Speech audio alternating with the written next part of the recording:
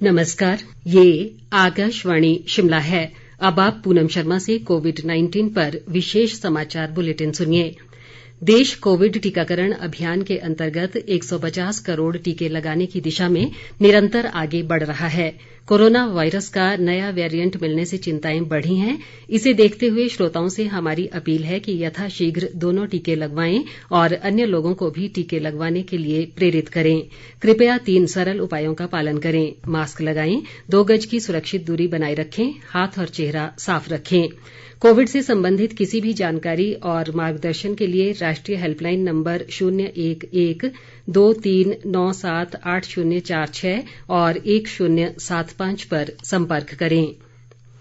केंद्र सरकार ने राज्यों से कोविड के मामलों पर पैनी नजर बनाए रखने को कहा है। इसके अलावा और अधिक संक्रमण वाले इलाकों में कोविड को फैलने से रोकने के लिए जिला स्तर पर कदम उठाने को कहा गया है। राज्यों के मुख्य सचिवों और प्रशासकों को लिखे पत्र में केंद्रीय स्वास्थ्य सचिव राजेश भूषण ने कहा कि किसी भी जिले में कोरोना संक्रमितों की संख्या में तेजी पाए जाने पर तुरंत कार्रवाई की जानी चाहिए ताकि संक्रमण को स्थानीय स्तर तक ही सीमित रखा जा सके।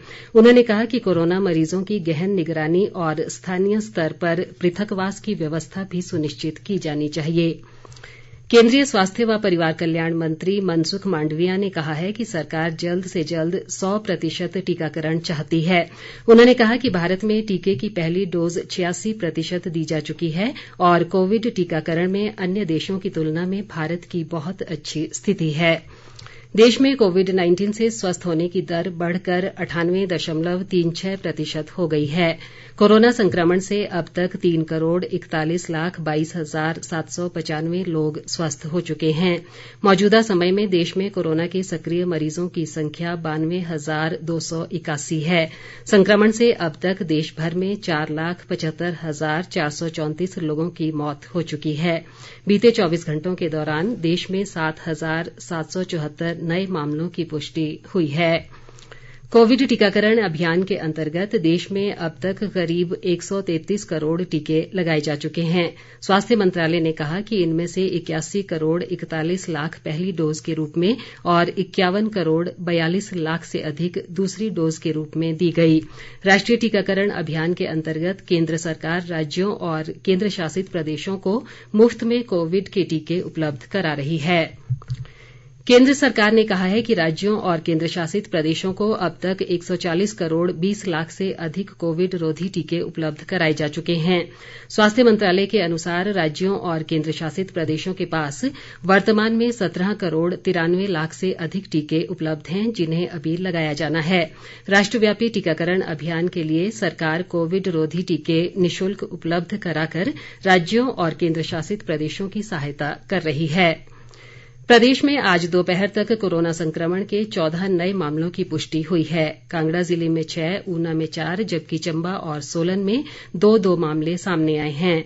राज्य में इस समय कोरोना के 585 सक्रिय मामले हैं। आज दोपहर तक 68 लोग संक्रमण से स्वस्थ हुए हैं। प्रदेश में कोरोना संक्रमण से अब तक 3,843 लोगों की मृत्यु हुई है। स्वास्थ्य और परिवार कल्याण राज्य मंत्री डॉक्टर भारती प्रवीण पवार ने कहा है कि प्रतिरक्षण संबंधी राष्ट्रीय तकनीकी सलाहकार समूह और टीकाकरण संबंधी राष्ट्रीय विशेषज्ञ समूह कोविड से बचाव के लिए बूस्टर डोज के सभी पहलुओं पर विचार कर रहा है। उन्होंने बताया कि 60 से अधिक देश कोविड के बूस्टर डोज लगा रहे हैं। उन्होंने कहा कि केंद्रीय औषधि मानक नियंत्रण संगठन ने बूस्टर डोज के क्लिनिकल ट्रायल के लिए भारत बायोटेक और बायोलॉजिकल ई को अनुमति दे दी है। नीति आयोग के स्वास्थ्य सदस्य डॉक्टर वीके पॉल ने कहा है कि मास्क के इस्तेमाल में कमी आ रही है। उन्होंने कहा कि ये ध्यान रखना चाहिए कि दोनों टीका लगवाना और मास्क पहनना बहुत ही आवश्यक है। इस संबंध में विश्व स्वास्थ्य संगठन ने भी चेतावनी जारी की है। इससे ओमिक्रॉन के मामले बढ़ सकते हैं। इसी के साथ ये विशेष समाचार बुलेटिन समाप्त हुआ। नमस्कार।